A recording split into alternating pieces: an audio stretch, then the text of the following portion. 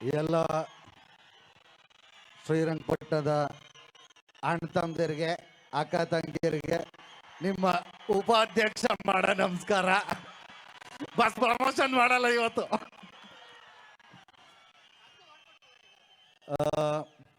ನಿಜಕ್ಕೂ ಇಲ್ಲ, ತುಂಬಾ ವೇದಿಕೆಗಳಲ್ಲಿ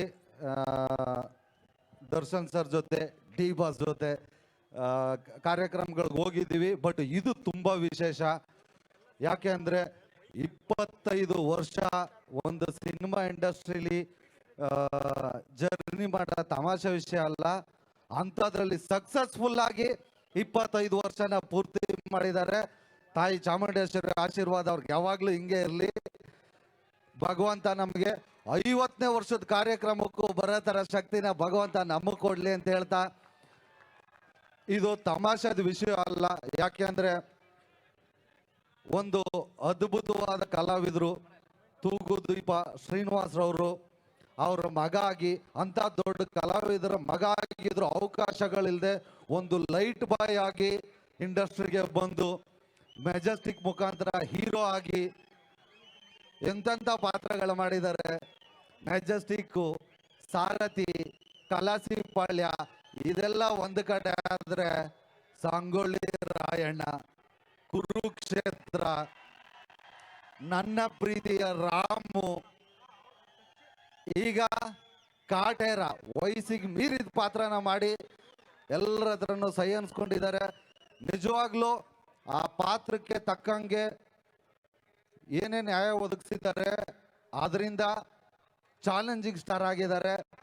ಬಟ್ ಅದು ಮೀರಿದು ಒಂದು ಒಳ್ಳೆ ಗುಣ ಇದೆಯಲ್ಲ, ಆದ್ರಿಂದ ಜನಗಳ ಮನಸ್ಸಲ್ಲಿ, ನಮಗಳ ಮನಸ್ಸಲ್ಲಿ ಡಿ ಬಾಸ್ ಆಗಿದ್ದಾರೆ. ನನಗೆ ವೇದಿಕೆ ಮೇಲೆ ಮಾತಾಡಕ್ ಬರಲ್ಲ ಜಾಸ್ತಿ, 1-2 ನಿಮಿಷ ಅಷ್ಟೇ ಮಾತಾಡ್ತೀನಿ. ಆದ್ರೆ ಇವತ್ತು ದರ್ಶನ್ ಸರ್ ವಿಷಯ ಅಂದ್ರೆ ಅರ್ಧ ಗಂಟೆ ಮಾತಾಡ್ಬೋದು. ಆದ್ರೆ ಸಚಿವರು ಆಗ್ಲೇ ಬಂದು ಹಿಂದೆ ಹೇಳ್ತಾರೆ, ಗಾಬರಿ ಬಿಡಿ ಸರ್, 1 ನಿಮಿಷ ಮಾತಾಡಿ ಮುಗಿಸ್ಬಿಡ್ತೀನಿ. ಯಾಕೆಂದ್ರೆ ಈ ಸ್ವಲ್ಪ ಎಜುಕೇಟೆಡ್ಗಳು ತೂಕವಾಗಿರೋ ವ್ಯಕ್ತಿಗಳಾದ್ರೆ ಚೀಟಿ ಕೊಡ್ತಾರೆ ಬೇಗ ನಿಲ್ಸಿ ಅಂತ. ನಾನು ಎಜುಕೇಟೆಡ್ ಅಲ್ಲ, ನನ್ನಲ್ಲಿ ತೂಕನೂ ಇಲ್ಲ, ಮೈ ಕಿತ್ಕೊಂಡ್ರು ಕಿತ್ಕೊಂತಾರೆ. ಹಂಗಾಗಿ ನಾ ಕಂಡ ಡಿ ಬಾಸ್ ಇದು ಮಾತಲ್ಲಿ ಹೇಳಲ್ಲ, 4 ಲೈನ್ ಹಾಡು ಹೇಳ್ಬಿಡ್ತೀನಿ. ಲಾಸ್ಟ್ ಲೈನ್ ಎಲ್ಲ ಸೇರ್ಕೊಂಡು ಆಡ್ಬೇಕು, ಆಯ್ತಾ? ಓಕೆನಾ?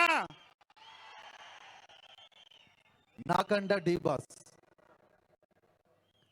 ಮೇಲು ಕೀಳು ಗೊತ್ತೇ ಇಲ್ಲ ಬಡವಾನು ಗೆಳೆಯಾನೆ, ಶ್ರೀಮಂತಿಕೆ ತಲೆಗತ್ತೇ ಇಲ್ಲ ರಾವಡೆಯಾನೆ, ನಿನ್ನ ಹೆಸರು ನಿಂದೇ ಬೆವರು, ತಾನು ಬೆಳೆದು ತನ್ನವರನ್ನು ಬೆಳೆಸೋ ಗುಣ, ನೇರ ನುಡಿಗೆ ಸತ್ಯದೆಡೆಗೆ ಮಾಡಿದ ಪ್ರಮಾಣ. ಎಲ್ಲ ಹೇಳಿ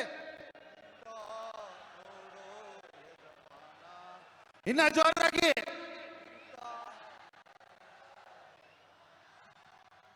ಥ್ಯಾಂಕ್ ಯು ಸೋ ಮಚ್. ಈಗ ನಮ್ಮ ಧನ್ವೀರ್ ಅವರು